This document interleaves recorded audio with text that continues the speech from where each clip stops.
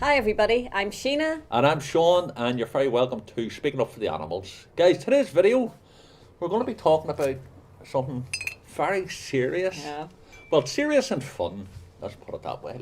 We're going to be talking about should you date a non-vegan, and we're going to be talking about our experiences and what we found and what's important to us, and hopefully then you'll be able to come up with your own thoughts and opinions too. That if you're a vegan, that is, should vegans date Oh, of course. non-vegans? Of course. Should vegans date non? Because this comes up time and time again that, we see a lot of posts, and even, people we know would turn around and say, what would you do if, we're in a loving relationship, we're engaged, so at the end of the day, unless you're going to get rid of me. But people ask, what would you do as a vegan? Would you go out with a non-vegan? And personally speaking, I wouldn't. Well, a lot of my friends, mostly girlfriends, would say that it's very hard to meet a vegan companion, and to meet somebody that shares those ethics and to share those similarities with you. And it sort of begs the question, do we only date people that are like ourselves? Are we open to getting to know new and different people? And do you have any choice over who you fall in love with? But I think at the very beginning, you're not necessarily in love with that person. So I think you do, for me personally, I feel you do have to set some boundaries of what you will and won't accept in any relationship. Yeah. I would say, you mentioned there, your friend saying it's difficult to meet. Yeah. I disagree, because vegan movement is such a large group of people now. You know what I mean? There's so many events happening. I think it's easy to meet a vegan if you wanted to. Yeah. We're on every street corner. I know. Every shopping aisle. We're the ones who tell you that we're vegan. Yeah, that's true. And we're the vegan T-shirts, of course. So it's easy to find. Yeah. But yeah, I think you can't stand in the way of love, but you don't fall in love instantly. It does take a moment. What? I thought you fell in love instantly with me. Can I delete that out? Aye, but I didn't look at you and then go, I'm in love with you. Yes, you did. No, I didn't. I fancied you. I went, oh, I'm in there. But then I fell in love with you on our first date. Aww. I don't mind that. I took her hand in my hand, and I knew instantly that magic happened, so I fell in love with you. This isn't really just a video about us, though. But here, all joke aside, I think that it's... But have you been in relationships where the other person isn't a vegan, or have you been in relationships where maybe you weren't vegan? Me, mainly. I'm only a vegan now 7 years. And prior to that, 4 years vegetarian. And prior to that, it was over 40 years meat eater. My ex, my girl, Lynn. Yeah. Hi, Lynn. Hi, Lynn.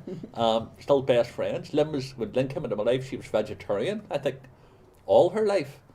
And I was a typical meathead. I used to go out fishing on lobster boats, worked on farms and things like that, held wee baby calves down while they were getting blow torches to take their horns off. So I was what you would call a typical meat eater. And so, of course, Lynn was vegetarian. She gave me a chance. That I don't think it was an issue with Lynn. So, and obviously then we fell in love and we stayed together for 12 years. So the point is that I don't think you should automatically dismiss somebody if they're not vegan. Yeah. But more importantly, if you're in a relationship and then you become vegan or your partner becomes vegan, it changes the whole dynamic. Well, it sounds like, on that path anyway, with being with Lynn, that you grew on that and were more aware, and maybe... 2 years I was with her. I was still with her 2 years prior to me going vegetarian. So they both were vegetarian at that stage, but I watched Lynn's gentleness and her caring, and she never squeezed a punch, she never threw it down my throat about vegetarianism. But I did watch, and I started slowly listening to information, and I laugh, I look back now, and I say I was a typical guy. We look after the animals, and we breed them, we bring them into existence, they're ours to eat. No, I look back, I was a real Neanderthal when I think about it. So seeing that sort of compassion every day and sort of opened your eyes to that. So it definitely would be, it's churlish the right word, it would be daft to throw away a good relationship simply because somebody isn't vegan, when in fact they could naturally and gradually and gently make that change. But also, I've known about of you? relationships. Well, I've known of relationships where I was a vegan in a relationship with a meat eater, and I look back at that now and kind of cringe because I wasn't holding and speaking my own truth. I was allowing the opinions of somebody else to matter more than my own opinions, but also to matter more than the animals. And I cooked for them, I paid for meals out, and I look back at that now and cringe. And I think if that had have been a sort of respectful, understanding, sort of a relationship, it maybe wouldn't have been so bad. But because I felt that I was not myself and it wasn't Were you a reflecting. new vegan at the time?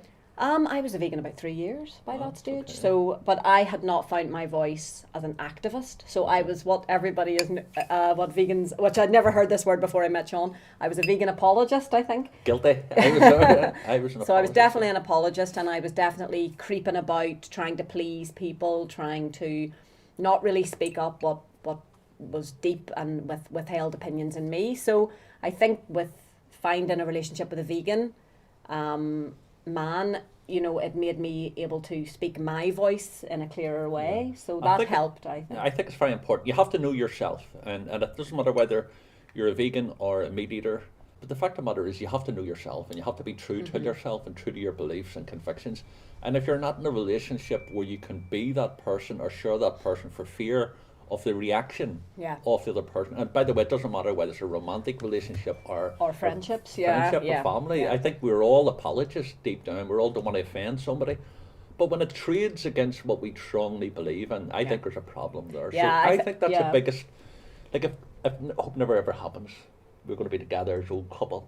But, myself and Sheena, we weren't together as a couple now at this moment in time.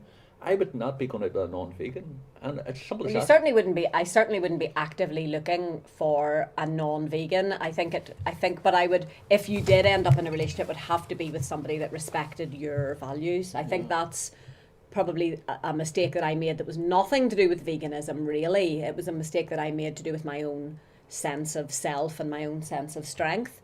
And I certainly know that becoming a vegan activist has been the one route in my life where I have really not genuinely cared about what anybody thinks of my opinion, because I know that I'm following Your a truth and my truth, but the truth too, because what I'm saying about animals and what I'm presenting to people is factual, and the information that I'm sharing is fact. It's not based on opinion, it's based on actual fact. So if somebody shoots me down and says, laughs at me or makes fun of me or any of those things, So get that there. it doesn't bother me, because I feel that we really truly have to speak up for the animals. And I feel that in past relationships I didn't do that, and I did myself and also the animals a disservice. You mentioned a partner, showing respect and having respect for your opinion, but can they do that if they're consuming animal parts? Like, in other words, if you say that my conviction's very strong here, I don't believe that we can consume animals, using, abusing, exploiting, yet your partner is going to continue on doing that and say, look, I respect what you're doing, but I'm still going to eat the things in front of you and continue on eating. Is that Well, really sadly that is what the meat eater is going to determine as free will and free choice, and you could end up arguing that, going round and round and round in that constantly. I think another relationship that's very, very pivotal if we are vegans is the relationship we have with our children. And if we have a family relationship, a husband, wife, partner, long-term lover, whatever your relationship setup is, and you have children, and maybe one partner wants the children to eat meat and you don't want the children to eat meat, what do you think about that relationship? It's a dodgy one. It's a dodgy one because obviously you've got both parents there are wanting the care of the child. And even if you're non-vegan, more than likely you're going to be coming at this from a place where you're in your mindset and the information you've got that, you believe that giving the child animal parts is beneficial. But the vegan mother or father is saying, no, it's wrong. So it's And it's trying to not get that healthy. balance. And I think it has to come down to mutual respect and understanding, and maybe the vegan not being dogmatic and saying you have to be vegan, especially if you're talking about partners, or the meat eater saying you have to be a meat eater. But when it comes to the children, well, we're talking about the health aspect of it. We're talking about we would teach children not to be racist or homophobic or not to be rude or crude to people, to help our fellow person, fellow man. And I think what's the difference between doing that than teaching the child to, at a very young age, that we've got sentient beings there. Yeah. So I would say I would have no problem with a parent saying, no, I'm making a decision for that child Yeah. on the strength of morality and also health. I know, and we know from health studies, and they can be found online anywhere, that a vegan diet is completely, a well planned and prepared vegan diet is more than healthy for any growing child, right through from pregnancy in the womb right through to old age. So we know that it is a healthy option. So really the whole children need meat to grow and thrive doesn't really follow anymore, because we know that children can be very healthy on a vegan diet. So I think that it's more of an imposition on the vegan for the meat to be forced into the family home than it is for the non-vegan to eat healthy food. It's certainly a very interesting topic. Would love to know what your opinions are, and if you put them in the comments, we'd really love to know what experiences you have as well. Well, I've got a lot of friends and family. I think majority of the family would not be vegan. But the fact of the matter is, a lot of friends and family here are not vegan. But you know, when people come to my home, I've got a set of rules. I'm sure you're the same here. You don't be bringing animal parts in. You don't be starting to consume. Like if I have friends who would be staying with me, they're not going to be eating anything other than vegan. If they want to go outside and, you know, go away somewhere and consume what they want to consume, it's fine. But I think you have to have rules in it. But I think it doesn't even have to be called something like a rule. I think it can naturally flow. Most people that would come into my home would know that they're not going to get dairy milk in their tea. You know rules? I've got rules. I've got loads of rules. You know, they know they're not going to get dairy milk in the tea. They know they're not going to get a big steak. So if they really can't cope with that for the duration of an afternoon, you know, that's, you know, but most of my friends would be very, very respectful to that.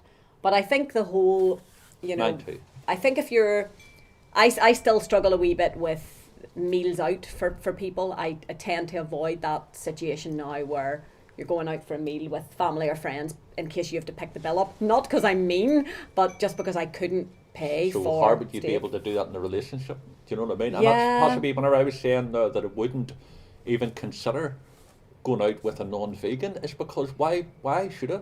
Why would it bother? Why should I have to get into lockerhorns relationships at the very start, and even during takes work, takes to, you know, to build it on it. But the fact of the matter is why, like, I don't smoke. I used to smoke tobacco.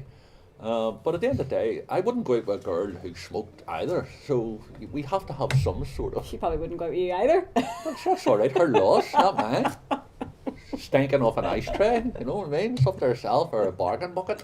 But the fact is that, you know, I wouldn't. But why struggle? Why actually put yourself into a situation, new relationship, and you're going to start laying down the rules I know. and the law, do you know what I mean? But what is the answer then? Should you be able to go out? Should you go out with vegan or non-vegan? Well, ultimately, of course, it is entirely up to yourself, but this is just what we have experienced, what I've experienced, what Sean's experienced, and personally for me, it would be just as much stepping over my boundaries now to... I definitely wouldn't cook meat. I definitely wouldn't Gotta be cat coming pay in. for it.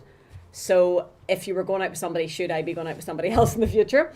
You know, I would have to be setting those boundaries down from the very start and just saying, like, I'm not comfortable with this. This is not something that I would do. And you would just hope that that person in a relationship, in a friendship, in a working environment would accept those boundaries and that they're yours. And also don't be ashamed to speak up for what you believe. So if you're in a relationship, if you're currently in a relationship now and you're vegan and your partner isn't, I would say to you that don't be laying down the law. Don't be just turning around and saying either you go vegan Yeah, or this ultimatums don't relationship, work. ultimatums don't work. They don't work.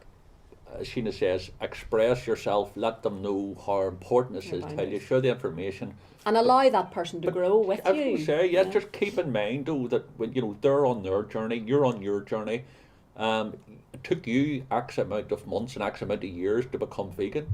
And maybe they're not vegan today, but they could be vegan tomorrow. They could, But, yeah. you know, I wouldn't be, you know, I wouldn't be laying down the law. No, we've gone so definitely. down here. Definitely, I think just, you know, as you know, Sean is a prime example of somebody who went from being a meat eating Hunter. to a vegan and a vegan activist at that as well. So there's hope for everyone. Yeah, definitely. Hope for everyone. Raising their eyes and all too. You keep on your going, you'll be on the market again, girl. Really choking. So guys, there you go. It's up to the individual. There's no rules, there's no regulations. Just a few thoughts. Love and is opinions. love. Be open to love. Be open to change. And if you're looking vegans, get to those vegan festivals, get out there onto the streets and do activism, go to festivals, go out and meet vegans. If that is what your heart 100%. desires, you want to meet another vegan that's Millions. like you, get out there and meet them. That's where I met him at an activism event. So there you go. That's good here. So definitely. If you are a non-vegan and you're watching this, guys, do the research. Do you know what I mean? We can't expect to be loved, and we can't expect for people to love humans and other animals. I love your cats, love your dogs and things like that, but we're taking robbing the life of a beautiful sentient being for our taste buds. We don't need it for health, and we certainly don't need it for entertainment. It's so easy to do it. I know. Guys, listen, Shania's love from Belfast. Thanks again. indeed. If you haven't already done so, please do subscribe to the channel. Check us out on Facebook and Instagram as well. We'd love to have you here with us on the journey. Listening to our wee ramblings on. Now you're talking. Right, come on you. All the best now.